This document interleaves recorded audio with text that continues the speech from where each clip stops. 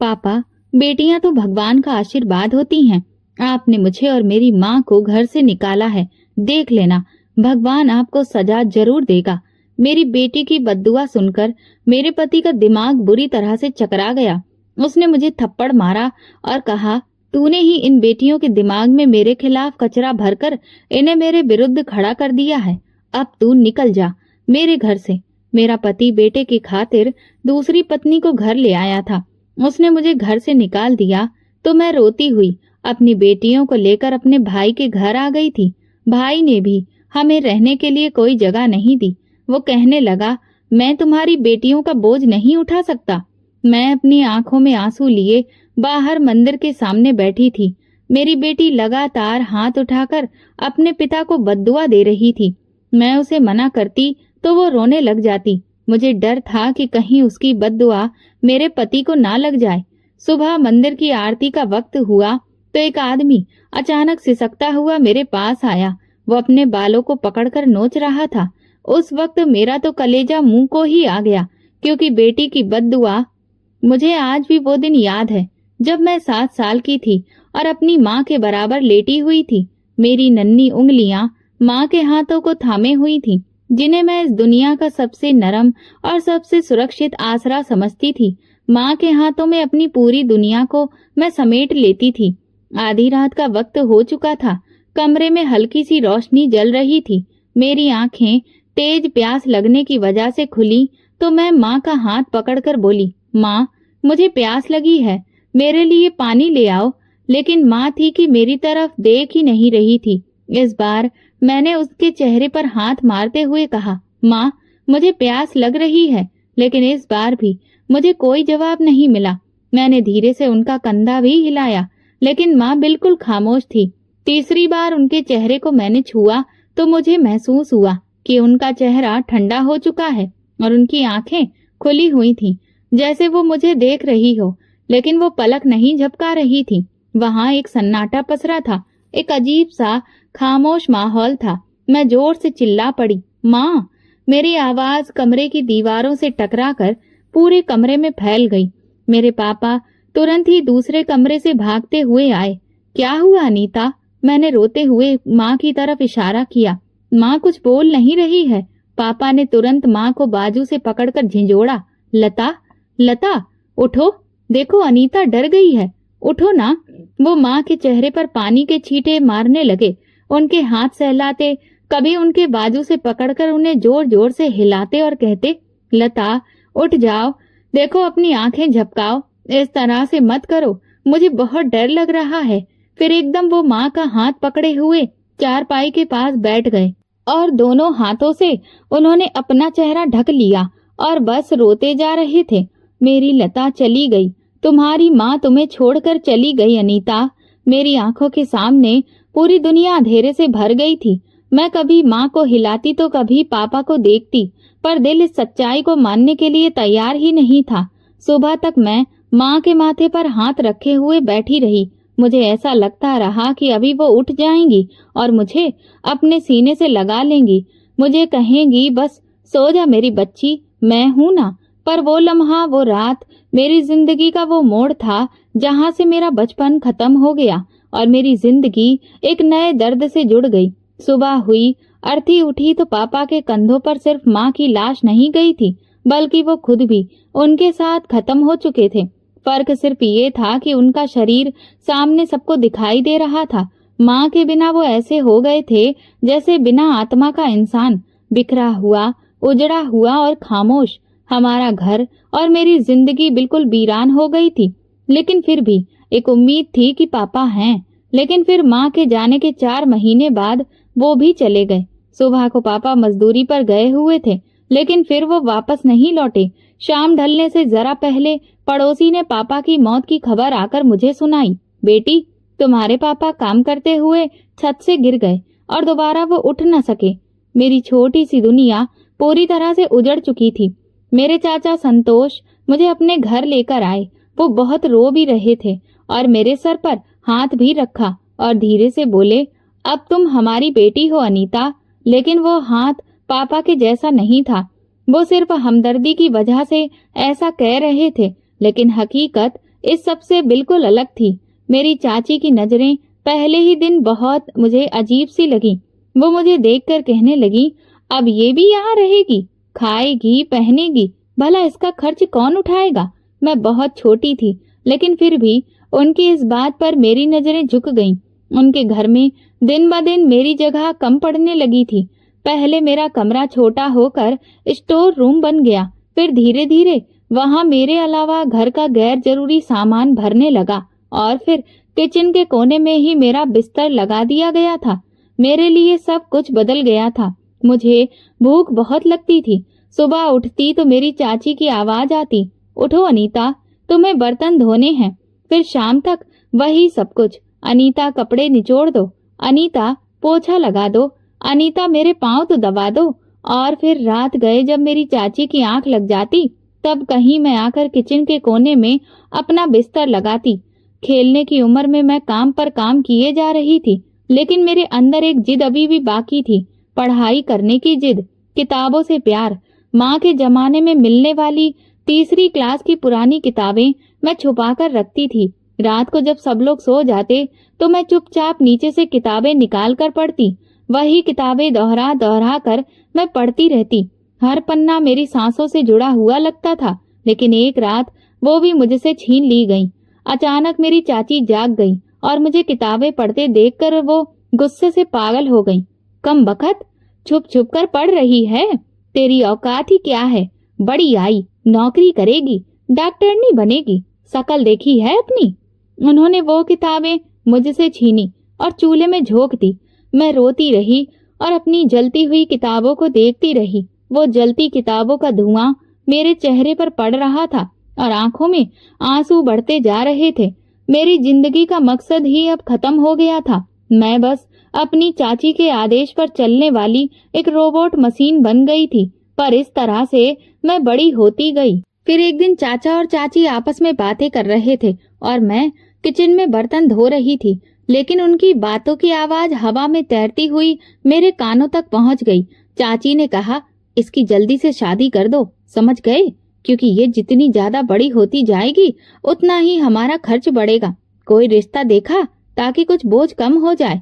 मैं वो रात आज तक नहीं भूली। सुबह मेरी चाची मेरे लिए अपना एक पुराना लाल रंग का जोड़ा लेकर आई। सुन ले, ये आज पहन लेना, आज मेहमान आएंगे, तेरा रिश्ता होने वाला है, वो तुझे देखने आ रहे हैं। ये सुनते ही मेरे हाथ कांपने लगे, पूरा शरीर पसीने से भीग गया, लेकिन मेरी चाची की आंखों में दया नाम की कोई भी चीज नहीं दिख रही थी। अरे कब तक हम लोगों पर यूं ही बोझ बनी रहेगी? आखिर हर लड़की की किस्मत में विदा होना तो लिखा होता है। मैं आईने के सामने खड़ी थी।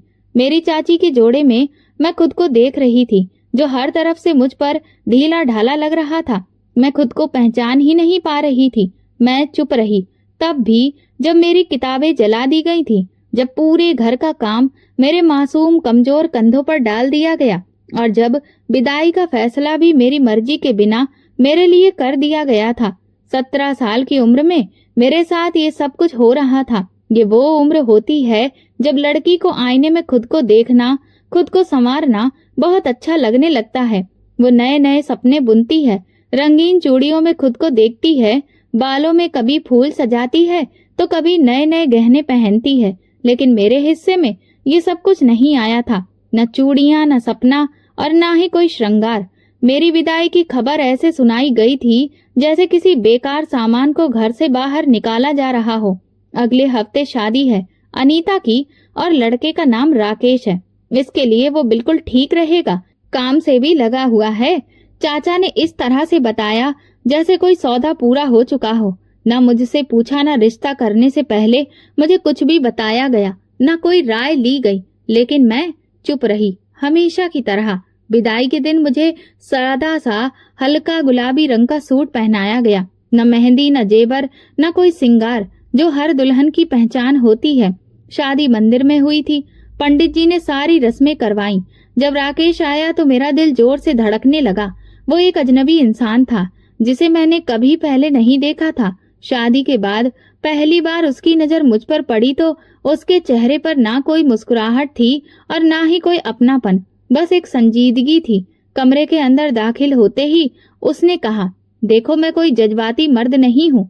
मेरे नियम कानून बहुत ही सख्त हैं और तुम्हें उनके हिसाब से चलना होगा और ख्याल भी रखना होगा। मैंने आंखें झुका ली, क्योंकि अब तक मैं यही सीखती आई थी। मैंने उसे कोई जवाब नहीं दिया, भले ही कोई भी बात कितनी ही दर्दनाक क्यों ना हो, पर मैं खामोश रहती थी। सास ने पहले दिन ही कहा, तुम्हारी चाची ने तो कहा था कि लड़की बड़े ही काम की है। अब देखते हैं कि उनकी बातों में कितनी सच्चाई है। उसके बाद मैं इस घर की बहू नहीं, बस नौकरानी बनकर रह गई। पहली ही रात राकेश ने कहा, ये शर्म दिखाने से काम नहीं चलने वाला। जिंदगी की असली सच्चाई यही है। यहाँ पर कोई फिल्म नहीं चल रही है जिसमें तुम शर्माने की अदाकारी करो। समझ आया? मैं चौंक कर उसकी तरफ देखने लगी। क्या पहली रात दुल्हन से इस तरह की बात की जाती है? मैं किसी लड़की को अपने सर पर चढ़ाकर रखने वाला मर्द नहीं हूँ।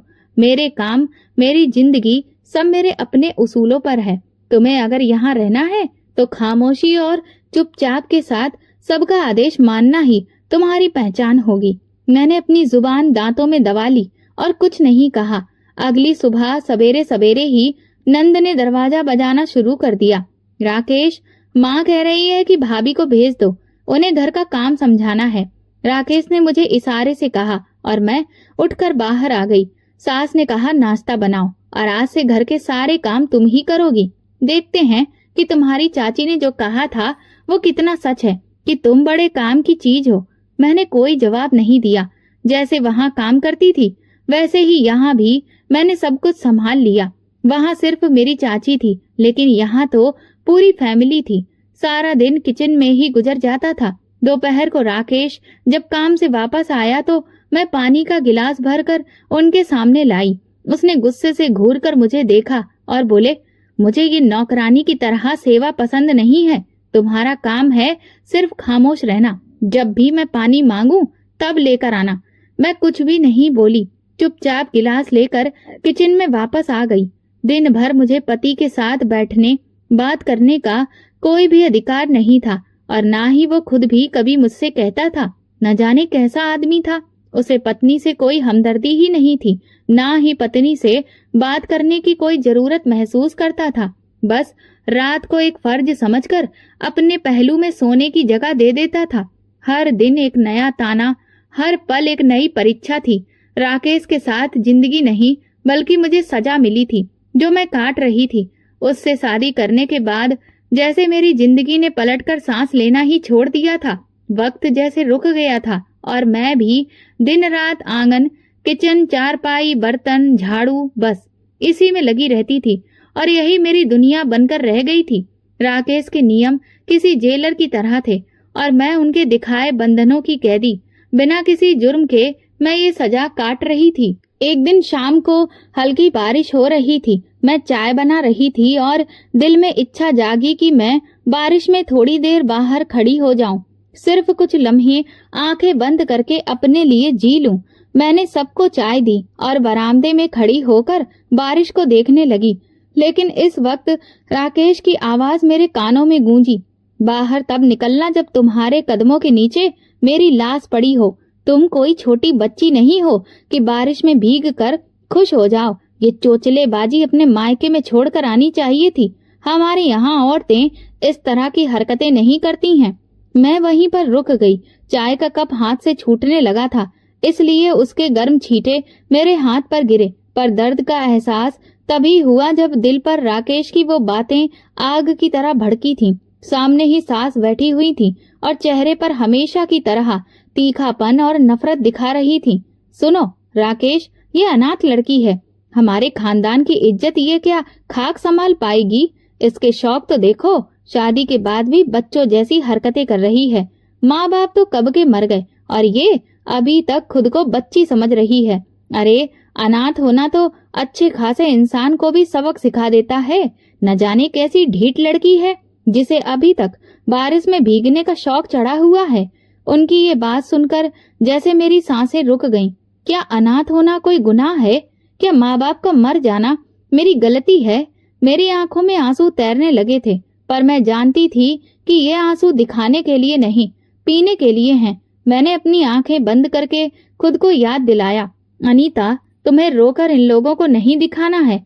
तो मैं बस अपने भगवान के आगे ही ये सब कहना सीख गई थी और किसी को खबर नहीं होने देती थी। रात को राकेश ने अपना फैसला सुनाया जैसे कोई राजा आदेश दे रहा हो। कल मेरे दोस्त आएंगे, तुम दिखाई भी मत देना, बस चुपचाप किचन संभालना, और अगर किसी ने पूछा तो कहना कि मैं इस घर की नौकरानी हूँ। खुद को मेरी पत्नी बताने की कोई जरूरत नहीं है। मैं भी अभी तक अपने दोस्तों को अपनी शादी के बारे में कुछ भी नहीं बताया है। वो तो माँ को ही इतनी जल्दी थी मेरी शादी करने की। मैंने गर्दन झुका ली। मेरी आवाज कहीं पीछे दफन हो चुकी थी। उस रात सोने से पहले मैंने भगवान के आगे हाथ जोड़े, पर मेरे मुंह से शब्द नहीं निकले, सिर्फ आंखों से आंसू गिर रहे थे। लेकिन हर कतरा भगवान से फरियाद कर रहा था, हे भगवान, कभी तो मेरी पुकार सुन लो। मेरे लिए इस घर के और राकेश के दिल के दरवाजे बंद हो गए हैं, पर तुम्हारा दरवाजा तो खुला है ना। और जाने क्यों उस पल मुझे ऐसा लगा कि मेरी प्रार्थना, मेरे आंसू, मेरी सिसकियां शायद उनके कर्मों की किताब में लिख ली गई हो। हर जुल्म, हर सितम सहने की जैसे कहीं से कोई हिम्मत मिल गई हो। अब न होठों पर कोई शिकायत आई थी, न किसी से कोई उम्मीद रही थी। मैंने भी सब्र करना सीख लिया था। राकेश की हर बात पर सर झुकाकर मैं जी कह देती। सास की गालियां, उनका हर ताना आंखें झुकाकर सुन लेती थी। होठों पर मैंने ताला लगा लिया था। जिंदगी के कई साल इसी तरह से मैंने गुजार दिए। न मायके से किसी ने कभी पलट कर देखा और ना कभी किसी भी त्योहार पर मुझे याद किया गया। शादी के 8 साल बाद एक दिन मुझे पता चला कि मैं माँ बनने वाली हूँ। इतने सालों में मैं ये तो भूल ही चुकी थी कि मेरी गोद भी कभी भरेगी। मैं खुद को हमेशा दूसरों की बस सेवा के लिए हाजिर पाती थी, लेकिन यह एहसास बहुत ही प्यारा था कि मेरी भी अपनी औलाद होगी। मेरे दिल से कुछ बहुत हल्का हुआ। मुझे लगा कि मेरे भगवान ने मेरी फरियाद सुन ली है। मैं बस दुनिया में अकेली और अनाथ नहीं रही। मेरा भी कोई अपना होगा जो मेरी कोख से जन्म लेगा। मैंने हर थप्पड़, हर जुल्म, हर दर्द सिर्फ इस उम्मीद के सहारे बर्दाश्त किया था कि मेरे आंचल में कोई नन्हा सा चेहरा होगा जो मुझे माँ कहकर पुकारेगा। मैं 9 महीने इसी उम्मीद पर हर जुल्म बर्दाश्त करती रही। मुझे लगा कि अपनी औलाद को देखकर मेरे पति का दिल जरूर पिघलेगा। उस रात जब मेरी बेटी पैदा हुई तो मैंने पहली बार मुस्कुराकर आसमान की तरफ देखा। मैं भूल गई थी कि ये घर, ये पति, ये रिश्ते मुझे अपना मानने के लिए तैयार ही नहीं थे। अब मेरा भी इस दुनिया में कोई था। माँ बाप के बाद मुझे किसी ने अपना नहीं माना था। सबने सिर्फ मेरे वजूद को अपनी सेवा के लिए ही इस्तेमाल किया था। अब मेरी बेटी इस दुनिया में आ गई थी। मैं बहुत खुश थी, लेकिन बेटी की खबर सुनकर राकेश का चेहरा बुझ गया था। अस्पताल के कमरे में आकर उसने नन्ही सी बच्ची पर एक नजर डाली और होंठ खींचते हुए बस इतना कहा, जब किस्मत खराब होती है तो बेटी ही पैदा होती है। ये सुनकर मैंने दिल पर पत्थर रख लिया। मैंने सोचा कि शायद ये नाराजगी वक्त के साथ खत्म हो जाएगी। शायद वो कभी अपनी बेटी को अपना लेगा, लेकिन मैं नहीं जानती थी कि मेरी कोख ने कितना बड़ा गुनाह किया है। घर वापस आई तो बच्ची के दूध की जरूरत पड़ी। मेरी छाती में इतना दूध नहीं था कि उस मासूम का पेट भर सके। जब मैं प्रेग्नेंट रही उन दिनों, उन महीनों में ना तो मुझे सही से खाने की कोई खुराक मिली और ना ही आराम। डॉक्टर ने भी कहा था कि तुम्हारे अंदर बहुत ज्यादा कमजोरी है, बच्ची के लिए बहुत दूध की जरूरत पड़ेगी। जब मैंने हिम्मत करके राकेश से पैसे मांगे तो उसकी नजर बिजली जैसी बन गई। अभी से खर्च शुरू कर दिए? क्या मैं कोई बैंक हूँ जो आते ही तुम्हें पैसे देने शुरू कर दूं? मैंने कहा, राकेश, ये आपकी भी औलाद है। मैंने अपने लिए तो कभी कुछ भी नहीं मांगा, लेकिन इसके लिए जो चाहिए वो आपके अलावा भला मैं किससे मांगूंगी? और उसी पल उसका हाथ उठा। वो थप्पड़ मेरे गाल पर नहीं, मेरी माँ बनने की खुशी पर पड़ा था। मैं गूंगी की तरह रह गई और मेरी गोद में लेटी हुई मेरी बेटी तारा ने भी ये नजारा देखा था, जिस पर मेरे जज्बात, मेरी इज्जत, मेरा शरीर और मेरा वजूद, सब कुछ ये लोग बिल्कुल भटका चुके थे। शारीरिक कमजोरी, एक बच्ची की जिम्मेदारी और घर के काम में हर चीज को निभा रही थी, और रात को पति के फर्ज भी मैं अदा कर रही थी। ऐसे में ही पता ही नहीं चला कि मैं कब दूसरी बार प्रेग्नेंट हो गई। तारा को देखती तो एक और बच्चे का सोचकर घबरा जाती थी कि मैं कैसे संभालूंगी दोनों को, क्योंकि मेरी बेटी को उसकी दादी और बुआ देखना भी गवारा नहीं करती थी। उन्होंने कभी उसे रोते हुए चुप करवाने की जहमत भी नहीं उठाई थी। वो उसके लिए एक भी पैसा देने को तैयार नहीं था। मैं कभी किचन में तो कभी बर्तन धोते हुए उसे अपने सीने से लगाए रखती। वो सो जाती तो सारे काम निपटा लेती। वो सिर्फ 2 साल की थी जब दूसरा बच्चा मेरे पेट में आ गया, और फिर जब मैंने इस बारे में अपने पति को बताया तो वो कहने लगा, अब की बार बेटा ही होना चाहिए, वरना समझ लेना मुझसे बुरा कोई भी नहीं होगा। ये सुनकर मैं बहुत डर गई। उसकी बातों से मुझे बुरे ख्याल आते थे। वो धमकियां देता था कि अगर दूसरी बेटी हुई तो फिर तुम अपना ठिकाना कहीं और ढूंढ लेना। एक तो खुद भी अनचाही इस घर में आई हो, ऊपर से एक बेटी पैदा कर दी। अब दूसरे की यहाँ पर कोई भी गुंजाइश नहीं बची है मेरे पास। लेकिन मुझे क्या पता था कि मेरी किस्मत में अभी और दुख लिखे थे। एक और बेटी पैदा हो गई और बस उसकी पैदाइश ने तो पूरे घर में बहुत बड़ा तूफान लाकर खड़ा कर दिया।